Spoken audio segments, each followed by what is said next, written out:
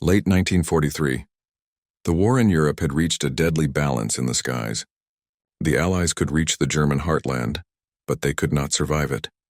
Every morning the great bomber streams of the 8th Air Force rose from England's damp airfields. Dozens, sometimes hundreds, of B-17 Flying Fortresses and B-24 Liberators climbed through fog and over the Channel, heading east toward the Reich. Their mission: destroy Germany's factories, cripple its fuel plants, and break its will to fight. But between them and their targets waited the Luftwaffe. At first, the German fighter arm had been built for offense, swift strikes over France and Russia. But by 1943, its purpose had changed. Now it stood as the last wall against an air invasion. From bases scattered across northern France, Belgium, and western Germany, wings of Messerschmitt, Bf-109s, and Focke-Wulf FW-190s waited for the bomber streams. The result was slaughter. The American daylight bombing doctrine, precision strikes guided by Norden, bomb sites, depended on tight formations and mutual defense. But the Luftwaffe learned fast. They attacked in coordinated waves from head-on or from above, where the bomber-gunners' arcs were weakest. In October 1943, during the infamous raid on Schweinfurt and Regensburg, the 8th Air Force lost over 60 bombers in a single day. Hundreds of airmen vanished into the gray clouds, either falling in flames or parachuting into German captivity. The lesson was brutal and clear. Without escort fighters that could fly all the way to the target and back, the bomber offensive was unsustainable. At that time, the U.S. had fighters capable of brilliance, but only for short distances. The P-47 Thunderbolt was rugged, fast in a dive, and deadly above 20,000 feet. But its enormous engine drank fuel at a punishing rate. It could only accompany bombers partway across occupied Europe before turning back, leaving the formations alone for the final and most dangerous stretch into Germany. The P-38 Lightning, with its twin engines, had greater range, but it struggled in the cold, high-altitude conditions over northern Europe. Compressors froze, fuel lines iced, and performance plummeted. When the escorts turned home, the German fighters pounced. They knew exactly where and when the bombers would be unprotected. And so, mission after mission, American losses mounted. Inside Allied command rooms, frustration was growing. Air Chief Marshal Arthur Harris of the RAF had long dismissed daylight bombing as suicide, preferring the safety of night raids. But the U.S. believed in daylight precision, the ability to hit key factories and oil plants with surgical accuracy. For that to work, however, the bombers needed guardians who could fly beside them into the deepest parts of Germany, to Berlin, to Leipzig, to the Ruhr. By the end of 1943, the bomber crews began to call the stretch beyond Aachen the Black Zone, airspace where no escort could follow. Every man who crossed it knew he was flying into hell. The solution would not come from more armor, nor more guns, nor better formations. It would come from something unexpected and sleek, elegant new aircraft born in a British factory and powered by an engine that once roared over the English countryside in the Battle of Britain. It would come in the form of the P-51 Mustang, but in its early months, even the Mustang was not the miracle it would later become. The first versions, powered by Allison engines, were nimble at low altitude but gasping above 15,000 feet. Useless in the high skies where the bombers flew. The airframe was superb, the design efficient, but the heart was weak. The British recognized its potential before the Americans did. They proposed a bold experiment, fitting the Mustang with the Rolls-Royce Merlin engine, the same one that powered the Spitfire MiG-9. The transformation was immediate and astonishing. With the Merlin, the P-51 could climb faster, fly higher, and stretch its range deep into the continent. It was efficient, elegant, and deadly. By late 1943, the newly modified Mustangs were entering combat in small numbers. They began to prove themselves against the Luftwaffe.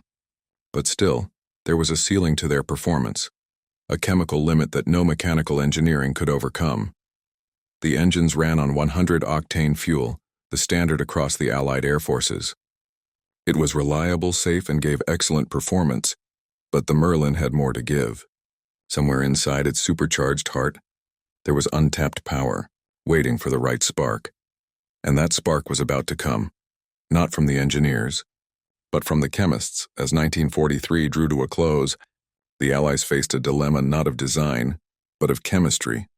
The new P-51 Mustang, powered by the Rolls-Royce Merlin engine built under license by Packard in the U.S., had the potential to dominate the skies, but it hadn't yet reached its limits. At its core, the Merlin engine was a masterpiece of engineering, a 27-liter V12 supercharged, liquid-cooled, and remarkably efficient for its size. It could propel the Mustang past 430 miles per hour, a speed that already matched Germany's best. But every engine has a threshold, and the Merlin's was defined not by metal or air, but by fuel quality. The Allies' standard 100-130 octane aviation fuel had been a wartime marvel when it was introduced early in the conflict. It allowed engines to run higher boost pressures, effectively squeezing more power out of every drop. But as the war evolved, so did the demands of combat.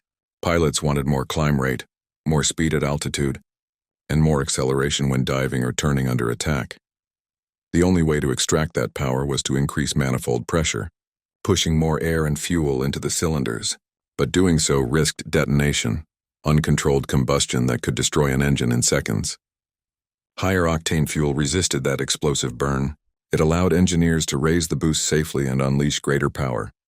By late 1943, chemists and fuel engineers in Britain, particularly at the Royal Aircraft Establishment in Farnborough and the Anglo-Iranian Oil Company laboratories, began experimenting with new blends. These included isopentane, tryptane, and aromatic hydrocarbons derived from high-performance refining processes. The result was extraordinary: a new 150-octane grade fuel, far more resistant to knock and capable of sustaining immense pressures. Its introduction wasn't dramatic. There were no parades or headlines. It slipped quietly into the supply chain, first tested on Spitfire Mach 9s and later in American Merlin-powered aircraft stationed in England. By early 1944, certain U.S. fighter groups, including the 8th Air Force units based at Bottisham, Debden, and Leiston, began receiving shipments of the new fuel. To most pilots, it looked and smelled no different. But to those who flew with it, the difference was unmistakable. With 150-grade fuel, the Merlin VU-1657 engine could safely operate at boost pressures up to 25 pounds per square inch.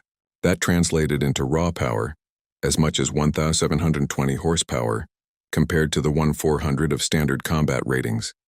The result was a Mustang that could climb faster, accelerate harder, and reach top speeds approaching 490 miles per hour.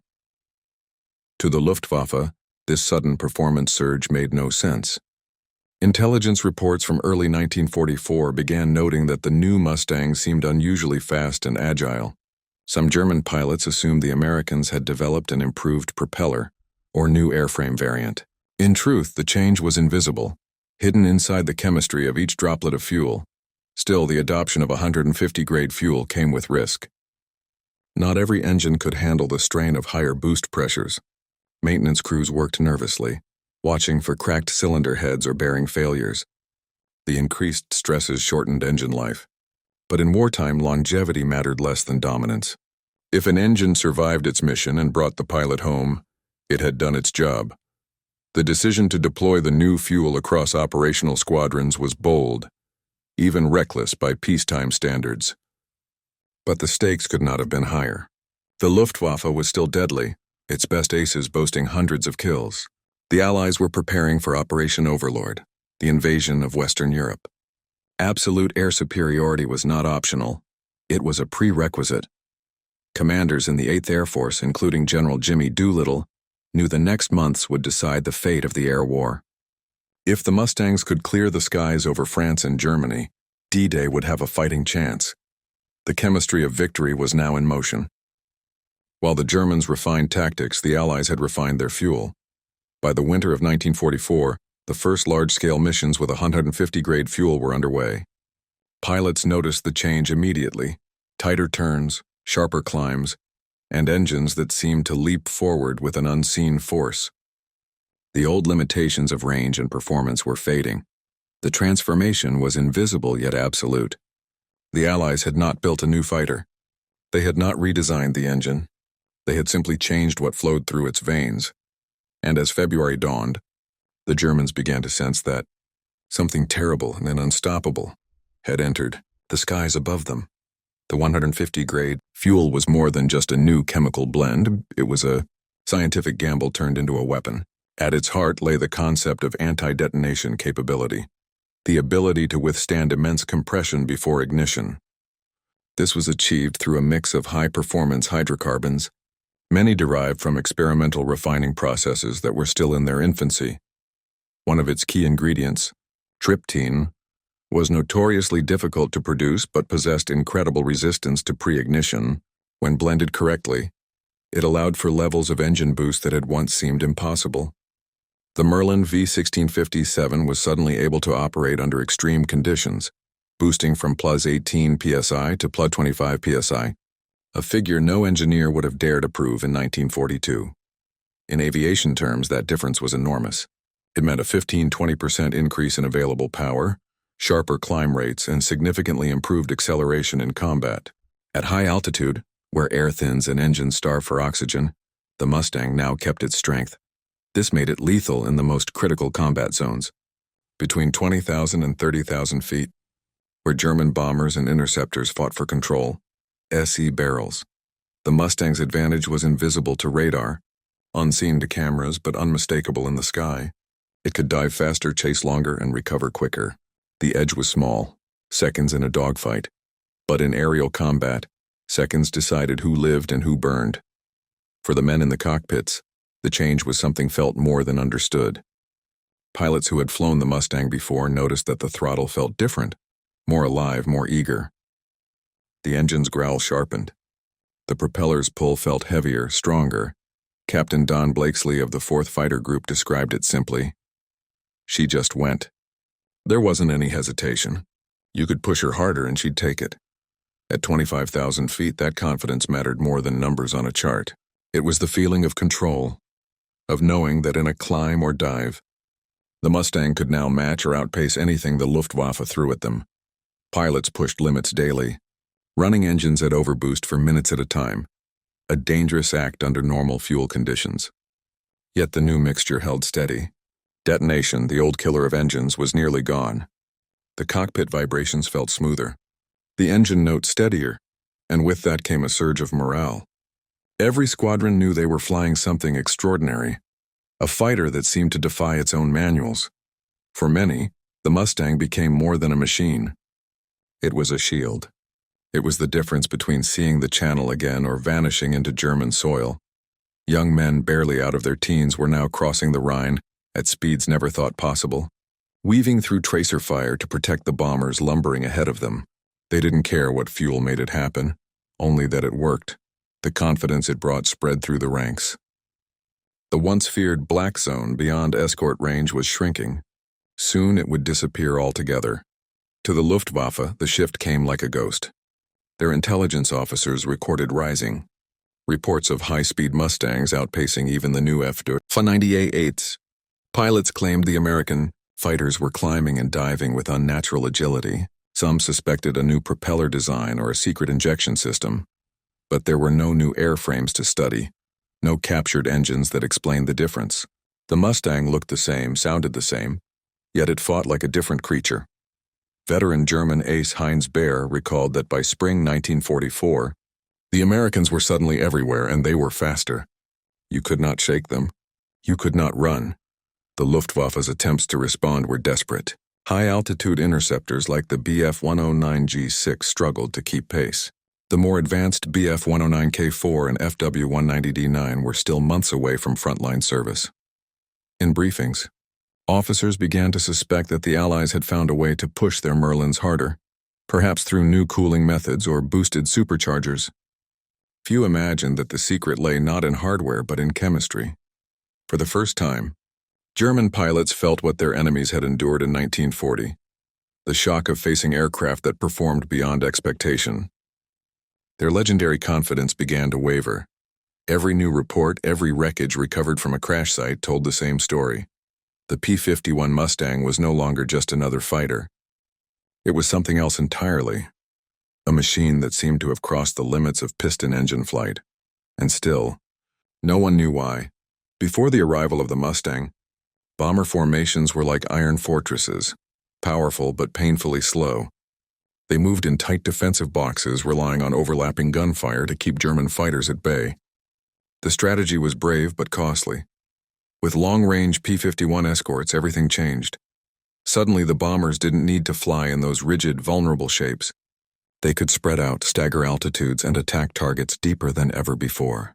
The Mustangs could meet them over the channel and stay all the way to Berlin, a full round trip of nearly 1,000 miles. This strategic leap was possible only because the Mustang's Merlin engine, boosted by 150-octane fuel, burned more efficiently at higher performance. The aircraft could now cruise faster, climb higher, and still retain enough range to fight on the return leg. Allied commanders quickly rewrote the escort doctrine. No longer were fighters tied to close defensive orbits around the bombers. Instead, they were unleashed. General Jimmy Doolittle, newly in command of the 8th Air Force's fighters, issued the bold order. Your first duty is to destroy the German Air Force. Attack the fighters when and wherever you find them. It was a declaration of freedom. Mustangs no longer circled nervously around bombers. They went hunting. They roamed ahead of the bomber streams, sweeping the skies clean before the Germans could form up. They dove into enemy airfields, ambushing aircraft during takeoff and landing. By February 1944, this shift was paying off. Luftwaffe losses began to spike. Airfields from Hanover to Brunswick burned under strafing runs. The Mustang's new power, thanks to its fuel, allowed it to climb with a steepness the Germans couldn't match. When Messerschmitts tried to dive away, the Mustangs followed them down, their boosted engines howling through the cold air, maintaining pressure that would have destroyed older engines on 100-octane fuel. The once defensive escort had become an offensive predator. And in the vast chessboard of the air war, that single change flipped the entire strategy of daylight bombing. Behind every breakthrough was a chain of quiet, risky decisions made by commanders and engineers who understood the stakes. Introducing 150-octane fuel into combat aircraft wasn't just a technical update. It was a calculated gamble with thousands of engines and lives. The mixture's volatility was high. Its storage and transport required new procedures. The higher boost levels it enabled pushed engines to their thermal limits. Rolls-Royce engineers and U.S. Army Air Forces technicians had warned, exceeding 25 pounds boost will reduce engine life by half. But the frontline pilots didn't care. They flew hard and fought harder. At first, some senior officers hesitated. They feared that an unproven fuel might ground more aircraft than it improved. But by early 1944, with D-Day approaching, hesitation was a luxury no one could afford. General Carl Spaatz, commander of U.S. Strategic Air Forces in Europe, personally approved the wide-scale rollout after early test results showed dramatic gains. Pilots returning from missions described outrunning enemy aircraft they could never have escaped. Before the leadership's decision was pragmatic and ruthless. If an engine burned out, after 40 hours instead of 80, so be it. Air superiority could not wait. The British, too, took a similar path. RAF Spitfire squadrons flying with the new fuel saw their MK9s and Kier teams outperform German FW-190Ds in climb and speed. The combination of Allied chemical industry strength and daring leadership turned what had been a small-scale field test into a continent-wide advantage. For the first time, the Allies didn't just match the Luftwaffe's innovation, they outpaced it. And they did so with something invisible, flowing quietly through fuel lines. Wars are fought with machines, but they are won with belief. By spring 1944, the morale divide between Allied and German airmen was widening into a chasm.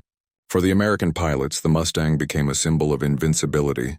They had a plane that could fly higher, fight longer, and survive missions that once seemed impossible. Confidence turned to aggression.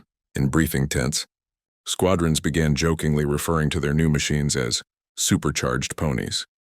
Others simply called them demons. They no longer dreaded the long flights into Germany. Instead, they looked forward to them, hunting the Luftwaffe in its own sky. For German pilots, the psychological impact was devastating. Once they had been the hunters. By 1944, they were the hunted. Every climb, every scramble, every takeoff carried the fear that Mustangs would be waiting above the clouds. Reports from Luftwaffe command began to show growing despair.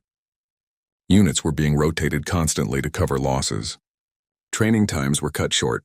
Fuel shortages forced pilots to ration their hours in the air, while the Americans flew daily. Morale collapsed faster than machinery.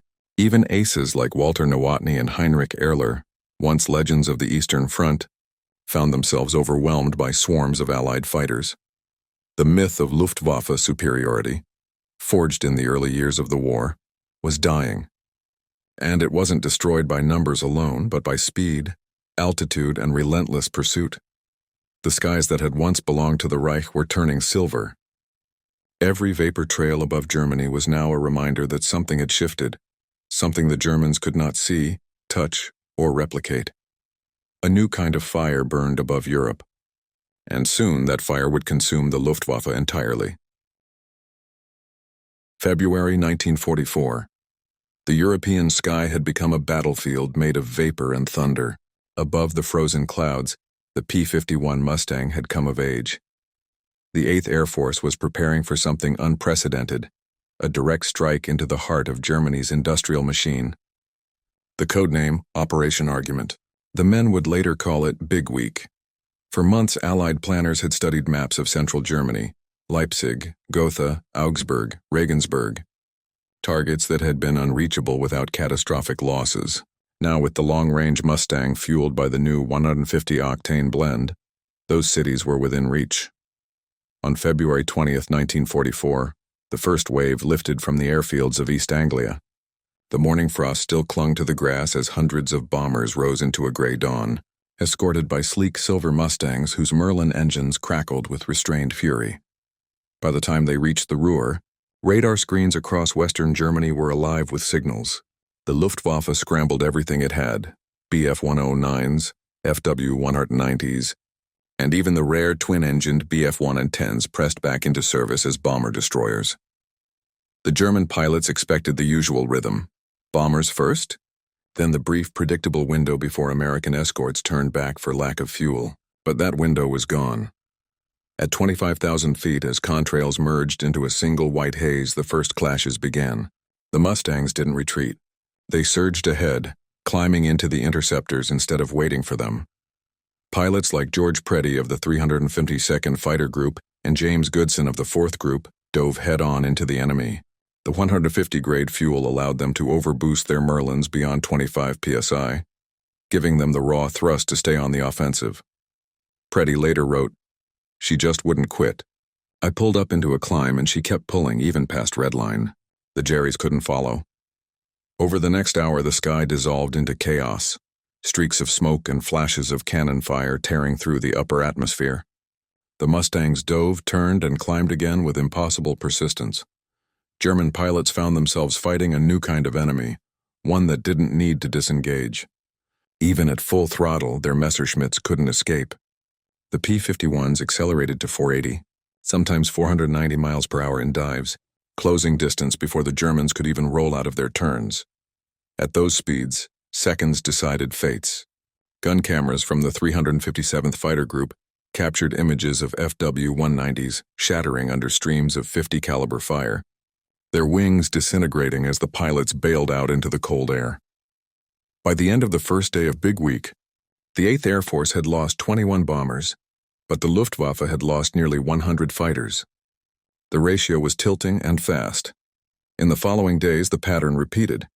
The Luftwaffe tried new tactics, high-altitude dives from the sun, mass attacks on bomber formations, even night intercept units flying in daylight. But nothing worked. The Mustangs were simply too fast, too persistent, and now, thanks to their new fuel, too powerful. By February 25th, the week-long offensive had cost the Germans nearly 500 aircraft destroyed or damaged, and hundreds of their most experienced pilots killed. For the first time in the war, the Luftwaffe's defensive structure began to crack. Airfields across central Germany were littered with wrecks. Ground crews worked through the night to repair engines starved for spare parts and fuel. And above it all, the Mustangs kept coming. Sleek silver ghosts powered by a fuel the Germans didn't even know existed. From this point onward, the balance of the air war would never recover. The Americans had not only matched the Luftwaffe, they had overtaken it. Yet this was only the beginning. The full measure of what 150-octane fuel could do would be revealed in the months that followed, as the Allies prepared to clear the skies for D-Day itself, spring 1944. The transformation was complete. The P-51 was no longer a supporting escort. It had become the spearhead of Allied air power. Every new squadron arriving in England received the same upgrade. The new high boost settings calibrated for 150 octane fuel. At bases like Bottisham, Debden and Bassingbourn, mechanics adjusted carburetors and mixture controls to exploit the new blend. Pilots trained to handle the engine's explosive response, to push past 61 inches of manifold pressure without tearing the Merlin apart. When flown correctly, the P-51 now climbed faster than any propeller-driven aircraft in Europe. It could reach 20,000 feet in under 6 minutes and chase German interceptors almost to the stratosphere. By May, the Luftwaffe's high-altitude untouchables, the Bf 109G6s and FW190A8s, were finding themselves hunted in their own domain. The new Mustangs didn't just match them in performance, they surpassed them. In pursuit, their boosted Merlins screamed like tortured metal, closing the gap with terrifying speed. Luftwaffe pilots called them Teufelsvögel, devil birds, because they appeared suddenly from above and vanished into the clouds after a kill. One of the first missions to prove this came on May 8, 1944, when the 357th Fighter Group, flying Mustangs from Leiston, intercepted over 150 German fighters near Berlin. In under half an hour, they shot down 47 enemy aircraft, the highest single-day tally of the air war by one unit. Major John C. Meyer, who led the formation, described it later. They kept coming, and we kept turning inside them. Our engines never gave up. That fuel, it felt like flying a thunderstorm. That day marked the end of German air superiority over its own capital. But the impact ran deeper than dogfights. The Luftwaffe's losses during Big Week and the following months had gutted its veteran corps. Replacement pilots were rushed from training schools with barely 100 flight hours. Some had never fired their guns in combat. Meanwhile, the Allies were increasing sorties by the hundreds. In April 1944 alone, the 8th Air Force flew over 30,000 combat sorties, thanks in large part to the P-51's endurance and the reliability of its modified engines. Every mission brought them closer to a singular, air supremacy over France before the invasion. The British and Americans began coordinated sweeps called rodeos and ramrods, fighter-only incursions deep into German airspace. Their purpose wasn't to bomb, but to provoke, to force the Luftwaffe into the air and destroy it. And it worked. Each engagement further weakened Germany's last reserves. By June 5, 1944, the eve of D-Day, the once mighty Luftwaffe had been reduced to scattered fragments, unable to mount more than a few dozen sorties over Normandy. The P-51s, burning their precious 150-grade fuel, now roamed freely over the Channel in northern France. They strafed trains, convoys, and airfields, shredding any sign of German movement. The sky, once a deadly chessboard, now belonged to the Allies. This was the moment the war in the air was truly won. Not through sheer numbers alone, but through chemistry, engineering, and the courage to test the limits of both. The fuel that had begun as an experiment on a handful of airfields now powered victory itself. And beneath the roar of every Merlin engine was a silent truth. The Luftwaffe would never recover. But what came next was even more sobering. Because with dominance achieved, the Allied focus shifted from air superiority to destruction. The systematic dismantling of Germany's war machine and, eventually, its cities. By the summer of 1944, the sky over Europe had changed color. Once filled with black crosses and contrails of dueling aircraft, it now shimmered with the polished silver of Allied dominance. The P-51 Mustang, once a stopgap escort, had become the undisputed ruler of the air, and the 150-octane fuel, now standard across American and British fighter commands, had done more than enhance performance. It had rewritten the physics of aerial warfare. Reports flowed into Allied headquarters at High Wycombe.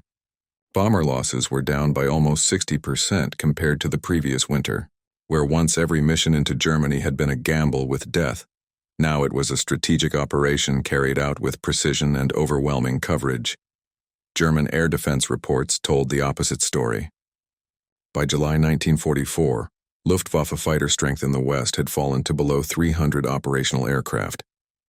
Entire Jagdgeschwader wings, fighter groups that once defended the Reich's borders, had been decimated. The veteran corps aces like Walter Osau, Heinrich Erler, and Hermann Graf was being picked off, one by one. For the first time since 1939, German industry could no longer produce replacements fast enough. Allied bombing raids, now escorted all the way to the heart of Germany, struck refineries, ball-bearing plants, and synthetic fuel facilities with impunity. The irony was devastating. As the Allies switched to 150-octane aviation fuel, Germany was running out of any fuel at all. By August, Luftwaffe operations were limited not by bravery or aircraft, but by gasoline. Pilots sometimes received only 30 minutes of flight time per day. Training flights were canceled. Engines were cannibalized from damaged aircraft to keep a few flying. Meanwhile, the Allied airmen who had survived the brutal winter of 1943 now flew with quiet confidence. They knew they could climb faster, dive steeper, and escape higher than any German plane that dared to intercept them. One report from the 352nd Fighter Group noted, "Enemy aircraft rarely press attacks beyond the initial contact. They seem unwilling to engage Mustangs for long durations." It was not unwillingness, and it was despair. The Luftwaffe had reached the end of its capacity to contest the skies. The Mustangs now flew missions deep into Austria, Czechoslovakia, and even southern Poland, escorting bombers that crippled the oil fields of Ploiești and the synthetic fuel plants of Leuna and Bunaverca. Each target reduced Germany's ability to sustain its remaining aircraft. In the summer heat of 1944, the Luftwaffe that had once terrorized Europe was reduced to shadow formations, struggling to even meet the enemy in the air. And the Mustangs, sleek, relentless, and now operating at the peak of piston engine evolution, began to prepare for something greater, the final conquest of the air over Germany itself. Their work was far from over, because as Allied troops pushed toward the Rhine, a new phase of the air war would begin, one not of dominance, but of destruction. Winter 1944-45. The air above Germany was no longer a battlefield. It was a corridor of ruin. The once formidable Luftwaffe, forged in the Blitz and sharpened over Russia, now existed only in fragments. A handful of operational aircraft remained, scattered between bomb-cratered runways and hidden forest strips. Fuel shortages, relentless bombing, and the loss of seasoned pilots had reduced the proud Air Force of 1939 to a shell of its former power. By January 1945, Allied reconnaissance flights operated almost unchallenged. Mustangs roamed from dawn until dusk, strafing locomotives, convoys, and airfields with ruthless efficiency. Entire rail networks collapsed under their attacks. German movements, once shielded by fog or night, were constantly exposed. The statistics told the story plainly. Between June 1944 and March 1945, the Allies claimed nearly 11,000 German aircraft destroyed, while their own fighter losses dropped to historic lows. In those same months, bomber survival rates tripled. The secret ingredient behind much of this shift lay in the 150-grade aviation fuel, which had quietly become the bloodstream of Allied air superiority. It gave the Mustang its lethal balance, speed, endurance, and power that could still be maintained over enemy territory. It allowed sustained high-boost operations without detonation, making the Merlin engine both a weapon and a symbol of precision engineering under pressure. The Germans knew of its existence only late in the war. Captured samples stunned their engineers. Their own fuels rarely exceeded 96 to 100 octane, and synthetic blends often degraded under stress. By the time they understood the chemistry, it was far too late. In February 1945, as the Allies advanced toward the Rhine, Luftwaffe, General Adolf Galland admitted bitterly, "Our defeat in the air came not from lack of courage, but from lack of fuel, in every sense of the word."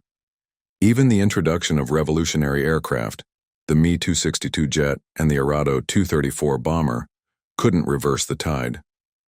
They were too few, too late, and too vulnerable on the ground. The Mustangs hunted them relentlessly, shooting down many before they could even accelerate for takeoff. By April 1945, The sky over Berlin was silent except for the constant drone of Allied bombers and their escorts. P-51s circled above like guardians of inevitability, their polished wings reflecting the fires below. For the men who flew them, the transformation from underdog to air dominator was surreal. Just 2 years earlier, long-range escort missions had seemed impossible. Now the Mustangs could fly 7-hour sorties, escorting bombers to Berlin, Munich, or Prague, and return without refueling. The numbers were staggering. By VE Day, P-51 pilots had claimed nearly 5,000 aerial victories on more than any other U.S. fighter type, and had played the decisive role in crippling the Luftwaffe before the Allied armies crossed into Germany. The combination of the Merlin engine and 150 octane fuel had done more than change aircraft performance. It had shifted the rhythm of the war itself. From that point on, control of the air was no longer contested. It was owned. And with it came the final collapse of Hitler's Reich. Yet beyond the smoke and wreckage, the legacy of this transformation would echo into the future, into every engine, every aircraft, and every lesson about the chemistry of power and the price of dominance. The age of the propeller was ending, but the triumph of the Mustang and the fuel that unleashed it had already written the final chapter of piston-driven supremacy, and from those roaring skies would emerge the new world of jet warfare, born from the ashes of the Luftwaffe and the vapor trails of a 490-mile-per-hour legend. The world was about to enter a new era of flight. In the end, victory in the air was not born from numbers alone, but from chemistry, courage, and relentless adaptation. The story of the P-51 Mustang and its 150-grade fuel is not simply the tale of a faster airplane. It is a story of how nations, under the weight of war, bent science to will and desperation to purpose. In those high-altitude duels over Europe, every ounce of performance mattered. Every pound of thrust, every degree of boost, every drop of fuel carried the lives of men who trusted machines built at the edge of failure. The 150-octane blend, invisible, volatile, and precise, became the unseen force that tipped the balance of an entire war. It allowed the Mustang to reach farther, fight longer, and return home when every calculation said it shouldn't. Through it, Allied airmen could strike at the heart of an empire that had once seemed untouchable. And in doing so, they turned the sky, that vast cold theater, into the front line of liberation. The Luftwaffe's fall was not just the collapse of a military force. It was the moment the idea of air dominance changed forever. No longer would nations build for defense alone. They would build for reach, for endurance, for supremacy born of science. The Merlin's roar, amplified by that high-octane breath, became the soundtrack of a world entering the age of modern aviation.